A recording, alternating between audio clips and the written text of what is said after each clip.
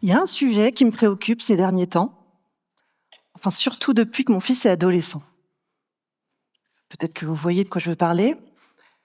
Le smartphone et les réseaux sociaux. Je vous cache pas que chez nous, ça crée quelques tensions. Et moi, je suis la mère relou qui surveille le temps d'écran. Mais si j'en crois les dernières déclarations des patrons de X, Facebook, Instagram, et surtout les réactions qu'elles ont suscitées, je pense pas être la seule à être préoccupée par ces réseaux sociaux. Mais je dois être honnête avec vous, j'adore les réseaux sociaux. J'y passe un temps fou. En fait, depuis que j'ai découvert Internet, je me suis toujours tournée vers les réseaux et les espaces de discussion en ligne. C'est mon terrain de jeu, au quotidien, comme dans les moments un peu plus importants de ma vie. Il y a quelques années, je suis partie vivre à l'étranger. Mais avant ça, j'ai contacté plusieurs personnes qui avaient vécu la même expérience d'expatriation que moi. On a échangé via les réseaux, ils m'ont donné plein de conseils, et très souvent, on s'est vus là-bas, autour d'un café. En 2017, j'ai couru le marathon de Paris. J'étais entourée de toute ma bande de tweetos qui étaient là pour me supporter. Ces tweetos, c'est des amis que j'ai rencontrés d'abord sur Twitter, parce qu'ils étaient passionnés de course à pied comme moi. Déjà au début des années 2000, je me souviens, à cette époque-là, j'étais fan d'un groupe de rock qui s'appelle Radiohead. Je passais des heures à chatter en ligne avec d'autres fans comme moi. Alors quand le groupe a annoncé qu'il venait donner un concert à Paris, on s'est dit que c'était l'occasion de tous se retrouver là-bas. On a super bien accroché et on est devenus amis dans la vraie vie. Alors il se trouve que quelques années plus tard, l'un d'entre eux est aussi devenu mon mari. En fait, moi, si j'adore autant les réseaux sociaux, c'est parce qu'ils me permettent de créer des liens. Des liens virtuels, mais aussi bien réels. Mais il faut l'admettre, ces réseaux sociaux ont beaucoup changé. Ils sont devenus très envahissants. Je ne sais pas vous, mais moi, je vais sur ces réseaux plusieurs fois par jour. C'est devenu un réflexe. C'est presque compulsif. Alors d'un côté, je fais très attention à ce que mon fils, autant qu'il passe sur Internet et notamment sur les réseaux, et de l'autre, moi, les réseaux sociaux me ramènent en permanence à mon smartphone. Et j'y passe beaucoup plus de temps que ce que je voudrais. J'ai donc décidé de mettre des choses en place, d'être un peu plus cohérente, de montrer l'exemple. J'ai coupé toutes mes notifications. Plus de smartphone dans ma chambre le soir. Plus d'écran le dimanche. J'ai tenu 2 semaines. J'ai même été jusqu'à acheter une application qui m'empêche d'aller sur d'autres applications. Ça peut aller loin. Et malgré tout ce que j'ai mis en place, mais vraiment, ça reste difficile. J'ai l'impression que j'ai aucune volonté, aucune discipline. Mais en creusant un peu ce sujet, j'ai compris que c'était pas juste une histoire de volonté. Et le problème ne vient pas que de moi, ni de vous, ni de vos enfants. Le problème, il vient de la conception même de ces réseaux sociaux, mais aussi des services, des géants comme Google, Netflix ou Amazon. Toutes ces plateformes qui finalement courent après la même chose, notre attention. D'ailleurs, Netflix le tweet haut et fort, son pire ennemi, c'est votre sommeil. Quand vous dormez, vous n'êtes pas devant l'écran. Le modèle économique de toutes ces entreprises, il repose sur notre attention. Plus vous passez de temps sur les applications, plus vous voyez de publicité, plus leurs caisses se remplissent. Donc c'est ça qu'on appelle l'économie de l'attention. Et justement, pour retenir notre attention, toutes ces plateformes, elles se basent sur la psychologie comportementale.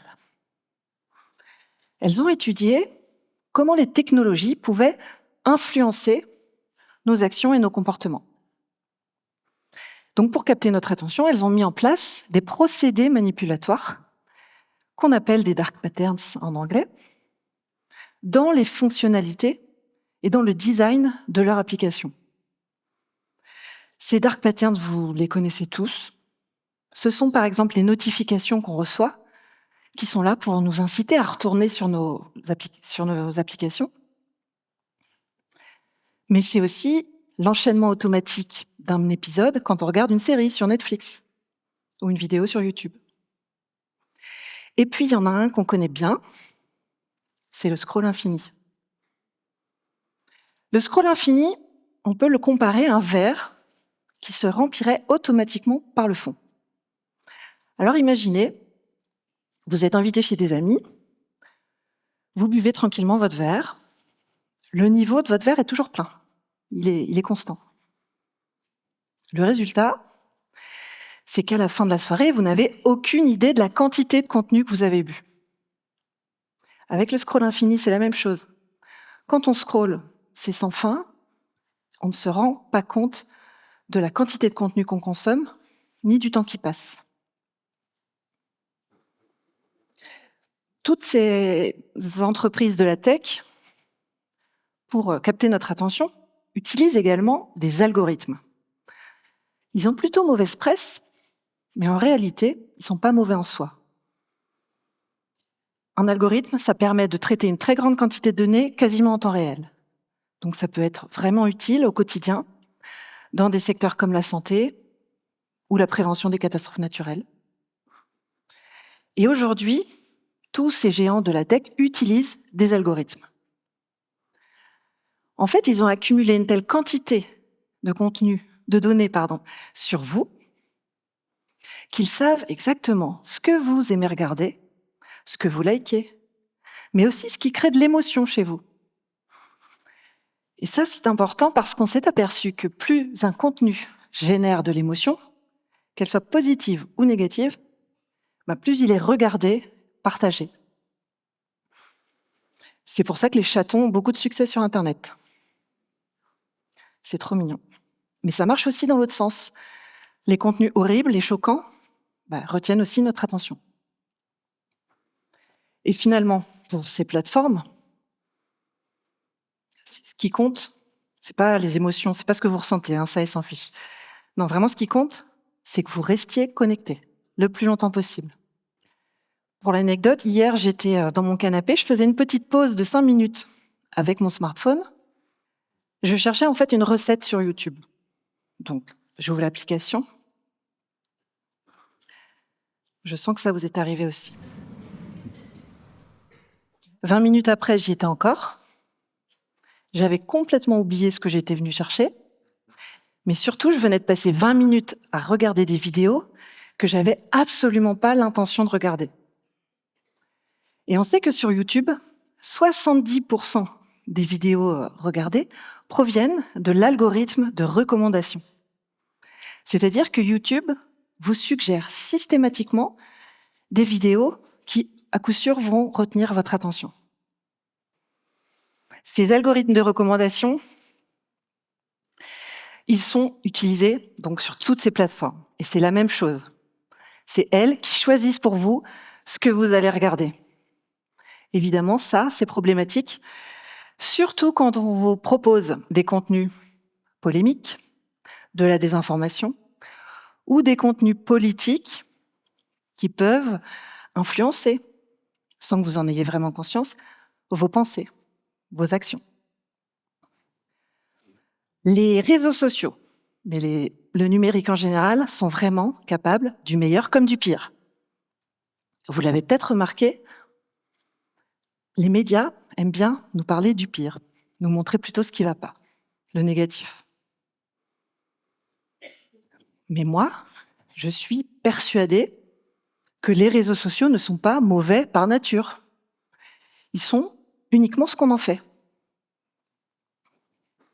Alors, pour changer un peu de ce discours un peu morose, j'ai envie de partager avec vous ce soir ce que je considère comme étant 3 bonnes nouvelles. La première bonne nouvelle, c'est que depuis 2023, l'Union européenne a mis en place des règles plus strictes pour ces plateformes. Elle exige notamment plus de transparence de la part des plateformes, plus de régulation, mais aussi plus de protection des utilisateurs.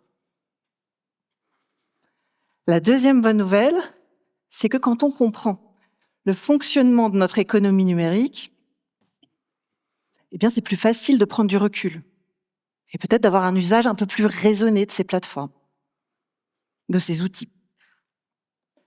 Pour ça, l'éducation au numérique joue vraiment un rôle essentiel. Et l'école, mais aussi nous, parents, pouvons aider nos enfants à mieux comprendre ces technologies, mais aussi à développer leur esprit critique vis-à-vis de ces technologies. Et puis la troisième bonne nouvelle, c'est qu'il existe des alternatives à ces géants du web. Aujourd'hui, on voit émerger des plateformes, mais aussi des réseaux sociaux, qui sont plus éthiques que ceux qu'on connaît tous.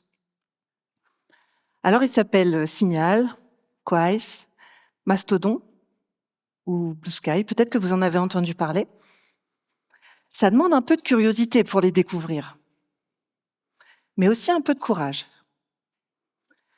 Un peu de courage puisqu'il faut être capable de se détourner de ces géants qui ont littéralement infiltré notre quotidien,